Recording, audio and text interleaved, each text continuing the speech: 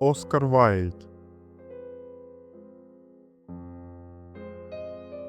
Портрет Доріана Грея.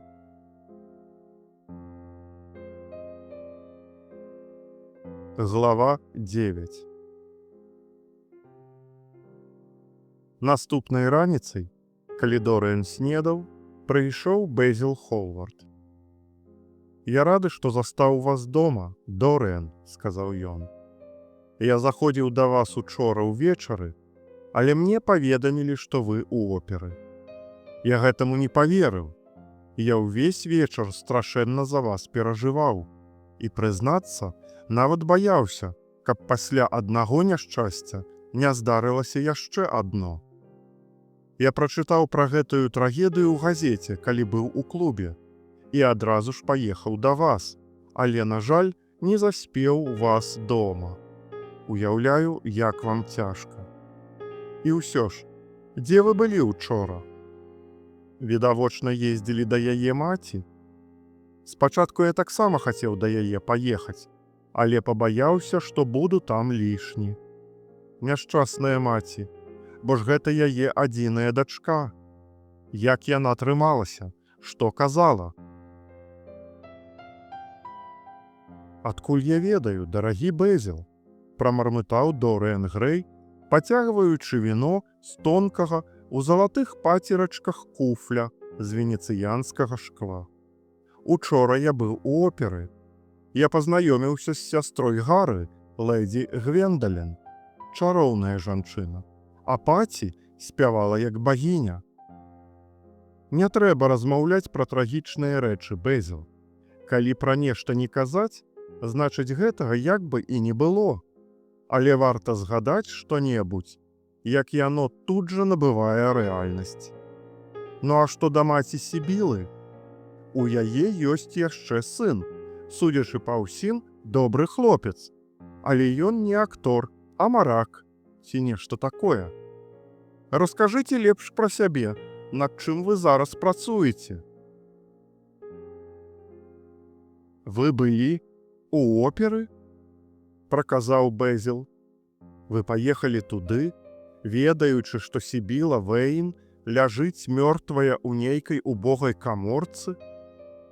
Вы мне кажаце пра прыгажосць іншых жанчын і пра боскія спевы паці, хоць дзяўчына, якую вы кахалі, яшчэ не здабыла супакою ў магіле. Бэзіл, хопіць. Я не хачу чуць пра гэта, усклікнуў Доріан. Не гаварыце больш пра гэта. Што было, тое было. І што прайшло, тое засталося ў мінулым. Учорашні дзень вы называеце мінулым? Колькі з таго здарэння прайшло часу, не мае значэння. Толькі абмежаваным людзям патрэбныя гады, каб забыцца пра якое-небудзь пачуццё. А чалавек, які ўмее валодаць сабой, расстаецца са смуткам гэтак жа лёгка, як і знаходзіць новыя крыніцы радасці. Я не хачу залежаць ад сваіх перажыванняў. Я жадаю атрымаць ад іх усё, што можна, і насалоджвацца імі. Мне хочацца панаваць над сваімі пачуццямі. Доріан, гэта жахліва. Вы сталі зусім іншым чалавекам. З выгляду вы ўсё той жа слаўны юнак, які быў прыходзіў да мяне ў майстэрню пазіраваць. Тады вы былі прастадушны, непасрэдны і добры.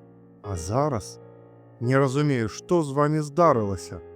Вы размаўляеце як чалавек без сэрца, як зусім бязлітасны чалавек. Усё гэта ўплыў Гары, я ўпэўнены ў гэтым. Доріан пачырванеў і адышоў да вакна. Я столькім абавязаны Гары, вымавіў ён. Ён зрабіў для мяне нашмат больш за вас, Бэзіл. А вы толькі разбудзілі ўва мне пыхлівасць. І я за гэта ўжо пакараны, ці калі-небудзь буду пакараны. Я вас не разумею, Бэзіл, усклікнуў Доріан. Я не ведаю, чаго вы ад мяне хочаце. Скажыце, што вам ад мяне трэба? Мне патрэбен той Доріан Грэй, якога я адлюстраваў на партрэце, з сумам адказаў мастак. Бэзіл, вы прыйшлі занадта позна. Учора, калі я даведаўся, што Сібіла наклала на сябе рукі, скончыла жыццё самагубствам? Не можа быць. Гэта сапраўды быў суіцыд? Усклікнуў Ховард. Няўжо вы маглі падумаць, што гэта быў нейкі звычайны, банальны няшчасны выпадак? Вядома ж, не. Яна сама пазбавіла сябе жыцця. Мастак закрыў твар рукамі. Гэта страшна, прашаптаў ён. Зусім не, запярэчыў Дорыан Грэй. Нічога страшнага я ў гэтым не бачу. Яе смерць адна з найвялікшых рамантычных трагедый нашага часу. У звычайных актораў жыццё таксама самае звычайнае. Усе яны найнуднейшыя людзі і носьбіты мяшчанскіх дабрадзейнасцяў. Якой непадобнай да іх была Сібіла. Яе жыццё было драмай, а фінал трагедыяй, і яна грала галоўную ролю. У свой апошні вечар яна грала дрэнна толькі таму, што спазнала рэальнасць сапраўднага кахання. А калі даведалася пра яго нерэальнасць, памерла, як магла б памерці Джульета. Тым самым яна зноў перайшла са сферы жыцця ў сферу мастацтва. Так, я бачу ў яе смерці сумную бескарыцнасць пакут, іх дарэмна растрачаную прыгожасць. Але не думайце, Бэзіл, што я не пакутаваў. Калі б вы прыйшлі учора недзе каля паловы на 6, ці можа без 15:06, вы заспелі б мяне ў слязах. Я страшэнна пакутаваў. А потым усё прайшло. Не магу ж я адно і тое ж пачуццё перажываць некалькі разоў. Вы жудасна несправядлівыя да мяне, Бэзіл. Вы прыйшлі мяне суцешыць, і гэта вельмі міла з вашага боку. Але аказалася, што суцяшаць мяне не трэба, таму вы і злуяцеся. Я згадваю адну гісторыю, якую мне распавёў Гары, пра аднаго філантропа, які 20 гадоў свайго жыцця выдаткаваў на барацьбу з нейкімі злоўжываннямі або несправядлівым законам. Урэшце рэшт ён дамогся свайго, і тады наступіла жорсткае расчараванне.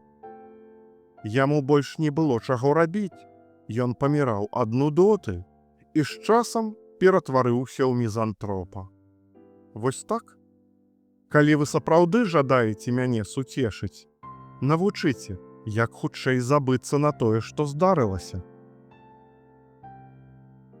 Здаецца, Гацье пісаў пра суцяшэнне, якое мы знаходзім у мастацтве. Памятаю, аднойчы ў вас у майстэрні мне трапілася пад руку адна кніга, у якой я наткнуўся на выдатны выраз «Суцяшэнне ў мастацтве». Але запэўніваю вас, я зусім не падобны да таго маладога чалавека, пра якога вы мне расказвалі, калі мы з вамі хадзілі на Марло. Ён сцвярджаў, што жоўты атлас можа служыць чалавеку суцяшэннем ва ўсіх жыццёвых нягодах. Я люблю прыгожыя рэчы. Старадаўняя парча, пазелянелая бронза, вырабы са слановай косці, раскоша, пышнасць. Усё гэта, безумоўна, дастаўляе мне велізарную спатолю. Але для мяне больш істотна тое адчуванне прыгожага, мастацкае чуццё, якое яны абуджаюць у чалавеку. Стаць назіральнікам свайго ўласнага жыцця значыць зберагчы сябе ад пакут. Я ведаю, вас здзіўляе тое, што я кажу вам гэтыя рэчы. Вы не можаце зразумець, што я змяніўся. У мяне з'явіліся новыя пачуцці, новыя думкі, новыя погляды. Я змяніўся, але вы павінны заўсёды заставацца маім сябрам.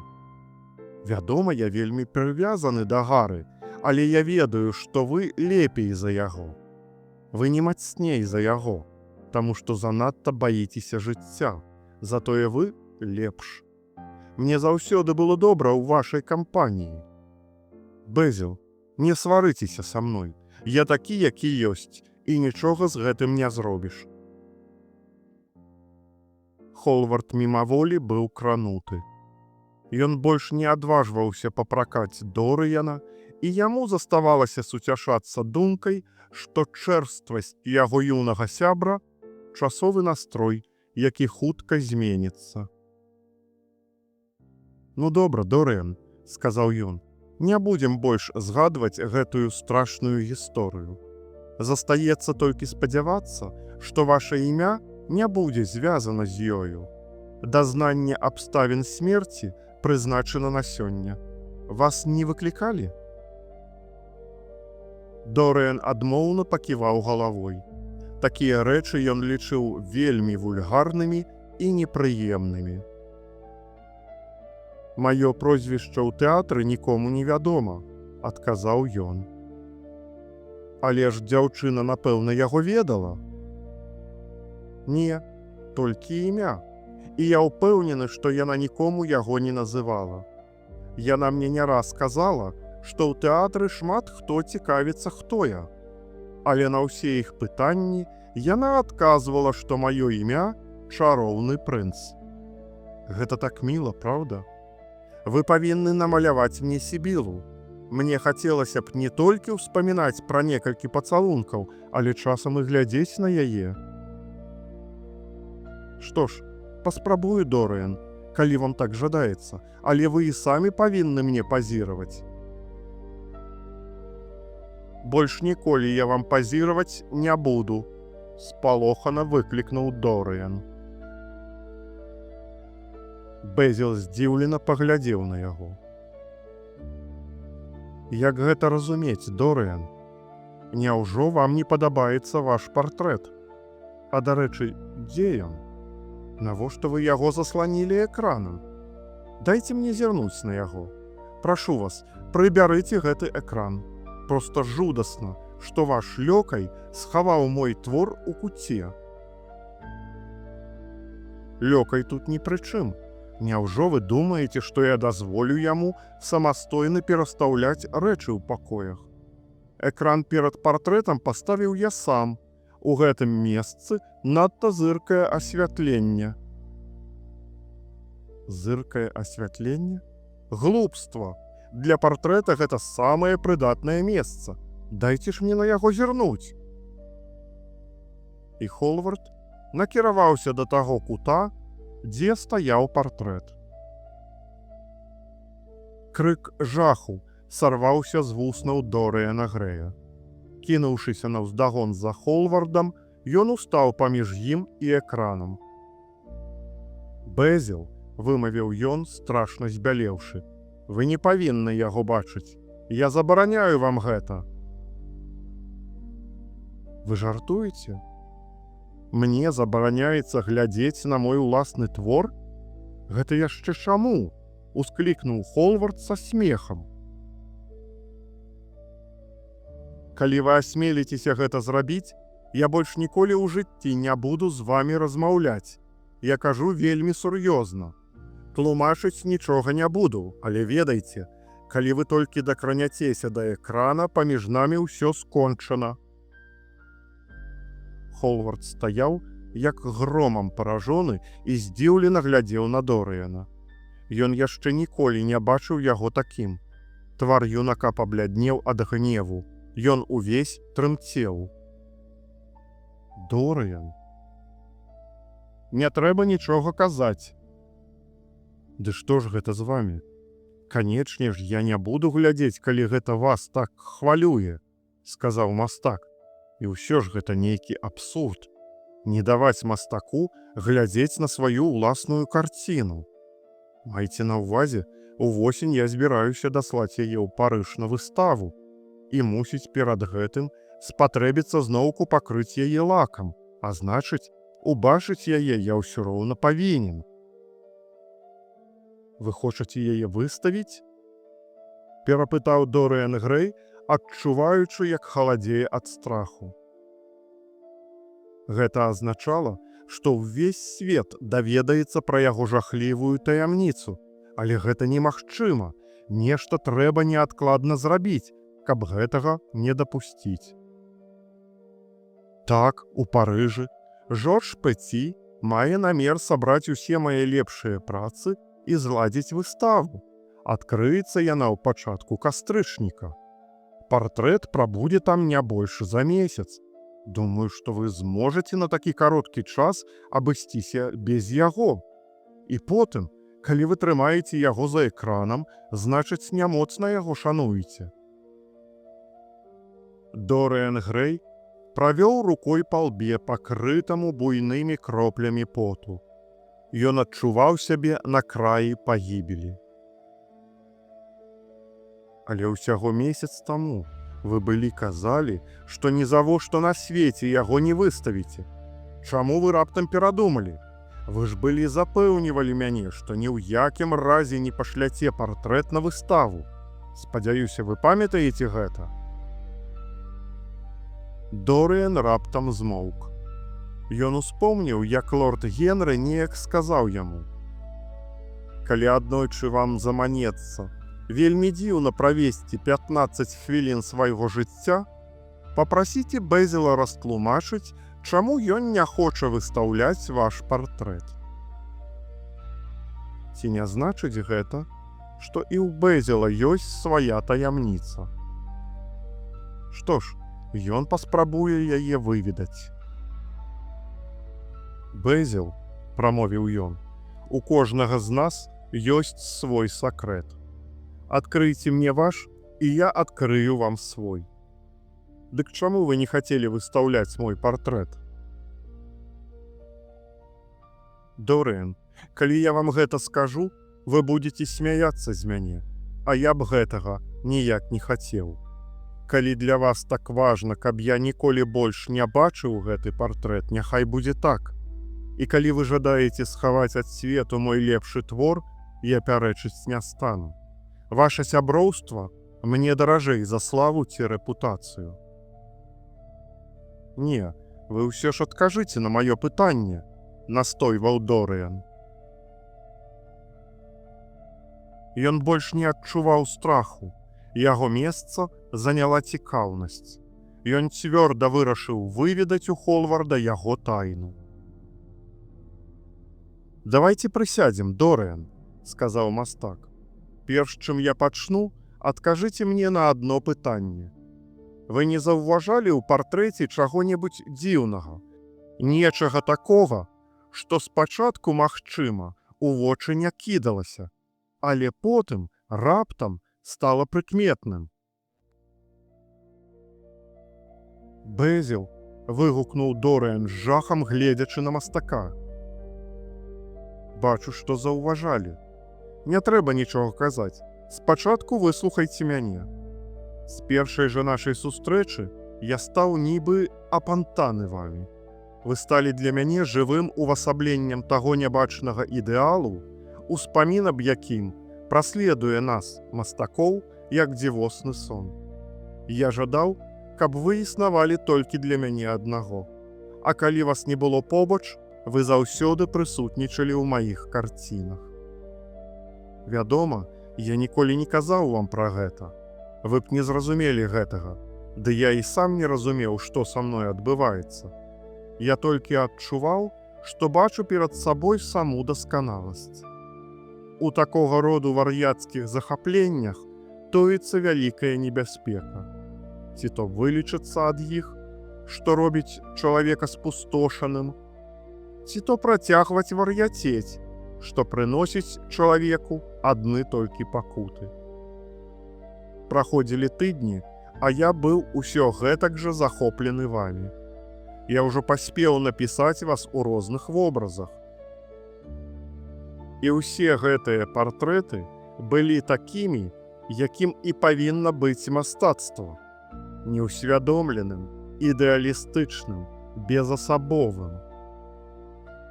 Але ў адзін цудоўны дзень я вырашыў напісаць ваш партрэт, напісаць вас такім, які вы ёсць.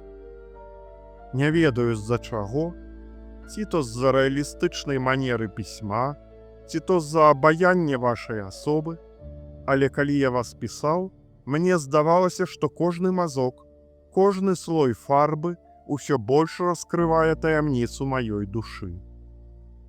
І я баяўся, што, убачыўшы партрэт, людзі зразумеюць, наколькі я абагаўляю вас. Я адчуваў, што выказаў у гэтым партрэце нешта глыбока патаемнае. Вось тады я і вырашыў ні за што не выстаўляць яго. А Гары, калі я загаварыў з ім пра гэта, толькі высмеяў мяне. Зрэшты, мяне гэта ніколькі не закранула. А праз некалькі дзён партрэт пакінуў маю майстэрню, і мне здалося, што ўсё гэта было гульнёй фантазіі, што ў партрэце людзі ўбачаць толькі ваша дзіўнае хараство і маё ўменне як мастака адлюстроўваць яго. Нават і цяпер мне здаецца, што пачуцці мастака не абавязкова адлюстроўваюцца ў яго творах. Мастацтва значна больш абстрактнае, чым нам звычайна падаецца. Форма і фарбы кажуць нам толькі аб тым, што яны ёсць формай і фарбамі, і не аб чым іншым. І мне ўсё часцей пачынае здавацца, што мастацтва у значна большай ступені хавае мастака, чым раскрывае яго. Таму, калі я атрымаў прапанову з Парыжа выставіцца, я вырашыў, што ваш партрэт будзе галоўнай украсай маёй экспазіцыі. Я і падумаць не мог, што вы будзеце супраць. Але зараз я лічу, што праўда ваша. Партрэт на самай справе не варта выстаўляць. Не сярдуйце на мяне, Дорыан, за тое, што я вам тут нагаварыў. Дорыан Грэй з палёгкай уздыхнуў. Небяспека мінула. Бліжэйшым часам яму нішто не пагражацьме. У той жа час яму было бязмежна шкада мастака, які зрабіў яму такое дзіўнае прызнанне. І пытаўся ў сябе, ці наканаваны яму самому калі-небудзь апынуцца цалкам падуладным якому-небудзь свайму сябру. Лорд Генры занадта разумны і занадта цынічны, каб ім можна было захапляцца. Ці сустрэне ён, Дорыан, чалавека, які стане яго кумірам. Я здзіўлены, што вы здолелі разгледзець гэта ў партрэце, сказаў Бэзіл Холвард. Вы сапраўды гэта заўважылі? Так, што-нішто я заўважыў, і гэта мяне вельмі моцна ўразіла. Ну а цяпер вы мне дасце зірнуць на партрэт? Дорыан пакруціў галавой. Не, і яшчэ раз не. Я не дазволю вам і блізка да яго падысці. Але калі-небудзь, я спадзяюся, дазволіце? Ніколі. Што ж, магчыма, вы і правы. Бывайце, Дорыан. Вы адзіны чалавек у маім жыцці, які па-сапраўднаму паўплываў на маё мастацтва. І ўсім, што я стварыў каштоўнага, я абавязаны вам. Калі б вы ведалі, чаго мне каштавала гэтае прызнанне. У чым жа асаблівым вы мне прызналіся? Толькі ў тым, што занадта мною захапляліся.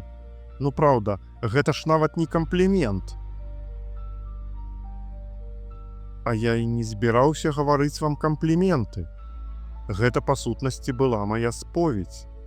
І ў мяне цяпер такое пачуццё, нібы я нешта страціў. Мусіць, ніколі не варта выяўляць свае пачуцці ў словах. Праўду кажучы, я чакаў пачуць ад вас і іншага кшталту прызнання. Вось я. Няўжо вы заўважылі ў партрэце штосьці іншае? Не, нічога. Ну а што да пакланення перада мной? Пра гэта казаць не варта. Усё гэта глупства. Мы з вамі сябры, Бэзіл, і заўсёды павінны заставацца сябрамі. Мне здаецца, вам дастаткова сяброўства з адным толькі Гары, вымавіў Ховард. Ах, гэты Гары, засмяяўся Дорыен. Ён праводзіць свае дні, прамаўляючы непраўдападобныя рэчы, а вечары здзяйсняючы неймаверныя рэчы. Такое жыццё мне вядома даспадобы, але ў цяжкую хвіліну я наўрад ці прыйшоў бы да Гары, хутчэй да вас, Бэзіл. Значыць, вы зноў будзеце мне пазіраваць? Я ж вам сказаў, ніколі. Сваёй адмовай вы забіваеце мяне як мастака. Нікому яшчэ не даводзілася сустракаць свой ідэал 2 разы за жыццё. Ды і 1 раз ён мала каму сустракаецца. Не буду тлумачыць, але мне больш нельга вам пазіраваць. Ёсць нешта фатальнае ў кожным партрэце. Ён жыве сваім самастойным жыццём. Затое я буду прыходзіць да вас на гарбату. Гэта нічым не горш. Нам абодвум гэта будзе гэтак жа прыемна. Баюся, вам гэта будзе больш прыемна, чым пазіраваць, засмучана вымавіў Ховард. Да пабачэння, Дорыен. Вельмі шкада, што я не здолеў зірнуць на партрэт. Калі ён сышоў, Дорыен іранічна усміхнуўся. Бедны Бэзіл. Ён нават аддалена не здагадваецца, чаму яго не падпусцілі да партрэта. Пасля прызнання мастака яму шмат што стала зразумелым. Недарэчныя ўспышкі рэўнасці і дзіўная прыхільнасць. Узнёслыя панегірыкі, а сяды тады стрыманасць і скрытнасць. Усё гэта цяпер мела сваё тлумачэнне. І Дорыену стала сумна. Яму бачылася нешта трагічнае ў гэтым сяброўстве, нешта бясконца журботнае ў гэтых стасунках. Ён уздыхнуў і пазваніў камердынеру. Партрэт, чаго б гэта ні каштавала, трэба было аднесці адсюль і недзе схаваць. Пакідаць яго ў пакоі, куды мае вольны доступ хто заўгодна, было занадта рызыкоўна.